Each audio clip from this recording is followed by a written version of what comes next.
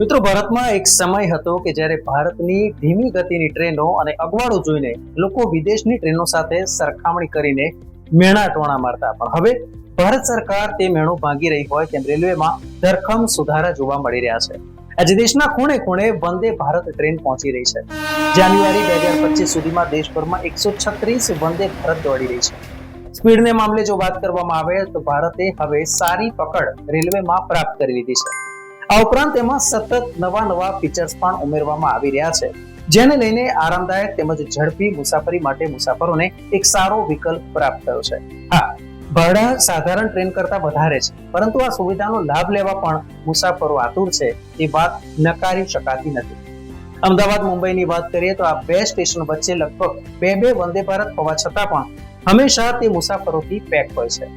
વર્ષ 2019 થી વંદે ભારત ટ્રેનની શરૂઆત થઈ છે. ત્યારથી લઈને એપ્રિલ 2024 સુધીમાં 2,15,00,000 મુસાફરોએ વંદે ભારત ટ્રેનમાં મુસાફરી કરી છે. વંદે ભારત ટ્રેનમાં મુસાફરોના સંભવિત અંદાજની જો વાત કરવામાં આવે તો તે અનુસાર તેમાં કુલ 8 કોચ અથવા તો પછી 16 કોચ અને 20 કોચ સાથેની ટ્રેનો દોડાવવામાં આવે છે. 8 કોચમાં વાત કરીએ તો કુલ 530 મુસાફરો તેમાં સમાવી શકાય છે. 16 કોચમાં 1128 મુસાફરો અને 20 કોચમાં 1440 મુસાફરો. નમસ્કાર દોસ્તો, રિયલ વોઇસ ઓફ ઇન્ડિયામાં આપ સૌનું હાર્દિક સ્વાગત છે. મારું નામ છે નેહલ મોદી. મિત્રો, તાજેતરમાં રેલ મંત્રી અશ્વિની વૈષ્ણવે Jammu Kashmir Vande Bharat express ટ્રેનનો video share કર્યો. આ વિડીયોમાં જમ્મુ કાશ્મીર વંદે ભારતના ફીચર્સ વિશે જણાવવામાં આવ્યું. આ ટ્રેન અન્ય વંદે ભારત ટ્રેન કરતા કંઈક અલગ છે. ટ્રેનની સ્પીડની જો વાત કરવામાં આવે તો તે -30 ડિગ્રીમાં પણ ઘટશે નહીં તેવો તેનો સૌથી મોટો પ્લસ પોઈન્ટ કહી શકાય. ટ્રેનમાં એવી વ્યવસ્થા પણ કરવામાં આવી છે કે ટ્રેનની વિન્ડોમાં બરફ જામે નહીં. મહત્વપૂર્ણ છે કે જમ્મુ કાશ્મીર દેશનું એક એવું રાજ્ય છે કે જ્યાં શિયાળામાં હંમેશા તાપમાન માઇનસમાં જતું હોય છે. બરફની ચાદર છવાઈ જતા અનેકવાર અહીંયા હાઈવે અનેક દિવસો સુધી બંધ રહેતા હોય છે. ત્યારે જમ્મુ કાશ્મીર સાથે સારી કનેક્ટિવિટી અને વાહન વ્યવહારને સરળ બનાવવા માટે વંદે ભારત એક્સપ્રેસ ટ્રેન શરૂ કરવાની યોજના છે, જેનું કામ લગભગ પૂર્ણ થઈ ચૂક્યું છે. આ ટ્રેન શરૂ થવાથી જમ્મુથી શ્રીનગરની વચ્ચેનો યાત્રાનો સમય છે તેમાં નોંધપાત્ર ઘટાડો થશે. જમ્મુથી શ્રીનગરની વચ્ચે શરૂ થનારી વંદે ભારત એક્સપ્રેસ ટ્રેન દેશમાં ચાલી રહેલી અન્ય વંદે ભારત ટ્રેનથી બિલકુલ અલગ કહી શકાય, જેનો ફર્સ્ટ લુક પણ તાજેતરમાં સામે આવ્યો હતો. અંદરથી અનેક ફીચર સાથે એક લક્ઝરી ટ્રેનની કહી શકાય તેવી તમામ સુવિધા અહીં આપવામાં આવી છે. તો અમે આપને એ પણ જણાવી દીધી કે કયા કયા ફીચર્સ તેમાં ઉમેરવામાં આવ્યા છે. આ ટ્રેનમાં ફીચર્સ કયા કયા છે.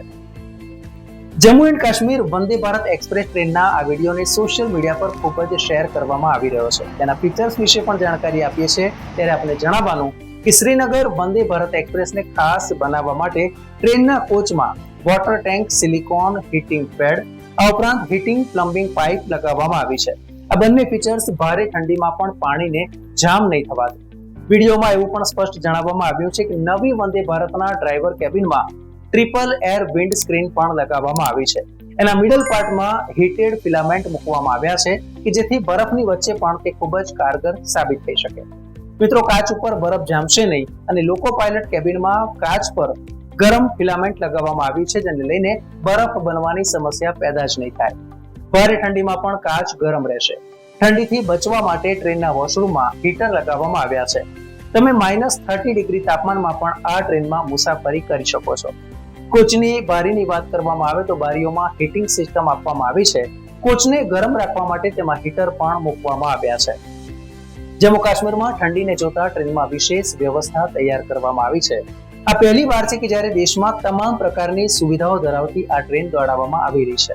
આ ઉપરાંત આરામદાયક 360 ડ્રાઇવેબલ સીટ, ચાર્જિંગ પોઈન્ટ, એક બોગીથી બીજી બોગી વચ્ચે ઓટોમેટિક દરવાજા અને અન્ય વસ્તુઓ આપવામાં આવી છે. ટ્રેનનું શૌચાલય વિમાન જેવું. આ ઉપરાંત તમામ વંદે ભારત ટ્રેનની જેમ આ ટ્રેન પણ ટીવી તેમજ મ્યુઝિક સિસ્ટમ જેવી મનોરંજન સિસ્ટમથી સજ્જ છે. આ ઉપરાંત સુરક્ષાને ધ્યાનમાં રાખીને સીસીટીવી કેમેરા પણ લગાવવામાં આવ્યા છે. બાયો વેક્યુમ શૌચાલય એટલે કે ટ્રેનમાં એરોપ્લેન જેવા શૌચાલય છે, જેથી શૌચાલયમાં ઓછા પાણીનો ઉપયોગ કરી શકાય. વાઇપરમાંથી ગરમ પાણી આવશે. ત્યારે વધુમાં વધુ તેમણે એમ પણ કહ્યું હતું કે ટ્રેનની વિન્ડશીલ્ડ ઓટોમેટિક ગરમ થશે, તેથી તેના પર બરફ નહીં જામે. વિન્ડશીલ્ડને ગરમ રાખવા માટે માઇક્રો એલિમેન્ટ પણ લગાવવામાં આવી રહ્યા છે. જ્યારે વાઇપરમાંથી ગરમ પાણી આવશે, જેથી જામી ગયેલા બરફને યોગ્ય રીતે સાફ કરી શકાશે. વધુમાં આઈસ કટરનો ઉપયોગ પણ ટ્રેકને સાફ કરવા માટે કરવામાં આવશે. એર ડ્રાયર બ્રેક્સની વાત કરવામાં આવે તો તે પણ લગાવવામાં આવી છે. આ ઉપરાંત આ ટ્રેનમાં એર ડ્રાયર બ્રેક્સ લગાવતા નીચા તાપમાન અને બરફમાં બ્રેકમાં ભેજ નહીં રહે. ગરમ પાણી માટે ઇન્ડક્શન સાથે વોશરૂમ તૈયાર કરવામાં આવ્યો છે, જેથી પાણી ગરમ રહે અને તે માટે 10 લીટરની ટાંકી વીજળી વગર પણ ગરમ રહી શકશે.